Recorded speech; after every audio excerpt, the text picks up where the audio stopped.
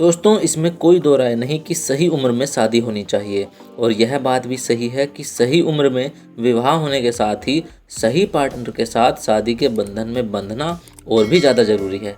कई बार ऐसा होता है कि सही पार्टनर की खोज में उम्र भी बढ़ती चली जाती है और कई बार सही नौकरी ना मिलने के कारण भी देरी से लोग विवाह करने लगे हैं।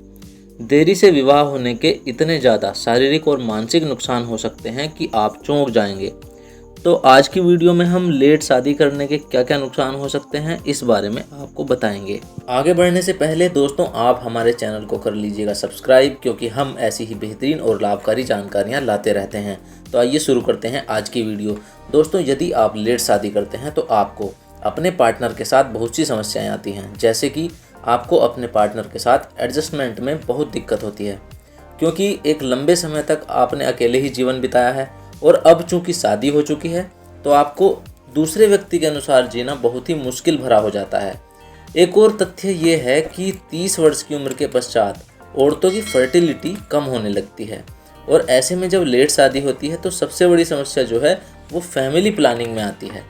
जैसा कि आप समझते ही हैं कि 30-35 वर्ष की उम्र तक कोई भी व्यक्ति अधिकांश चीज़ें एक्सप्लोर कर लेता है, यानी उसे बहुत सारी चीज़ों का व्यक्तिगत अनुभव हो चुका होता है। ऐसे में जब लेट शादी होती है तो पार्टनर के साथ करने को कुछ खास रह नहीं जाता है, यानी शादी करने के बाद का आनंद ही समाप्त हो जाता है। लेट शादी करने के बाद कपल का इंटीमेट एक्सपीरियंस बहुत अच्छा नहीं होता है, क्योंकि उम्र बढ़ने के साथ हार्मोन सुस्त पड़ने लगते हैं। ऐसे में सेक्स लाइफ पर भी अच्छा खासा दुष्प्रभाव पड़ने लगता है और रिश्तों में आत्मीयता कम होने लगती है। एक और नुकसान लेट शादी करने का ये है कि आपके पास बहुत ज़्यादा ऑप्शंस नहीं रह जाते हैं और कई बार व्यक्ति को अपना पार्टनर मजबूरी में चुनना पड़ता है, क्योंकि आपके पास कोई और विकल्प होता ही नहीं है।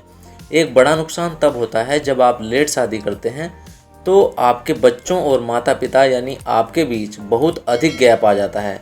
इस बढ़ती उम्र में एक और तो आपके ऊपर काम का दबाव और दूसरी ओर एज के साथ आने वाली समस्याओं को फेस करते हुए आप अपने छोटे छोटे बच्चों का पालन पोषण बिल्कुल भी अच्छे तरीके से नहीं कर पाते हैं, जिससे आपके और बच्चों के बीच भावनात्मक संबंध मजबूत नहीं बन पाते हैं।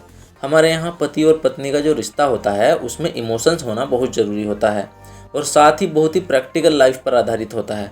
अब शादियाँ जैसे जैसे लेट होती जाती हैं तो उनमें इमोशंस कहीं खो कर रह जाते हैं।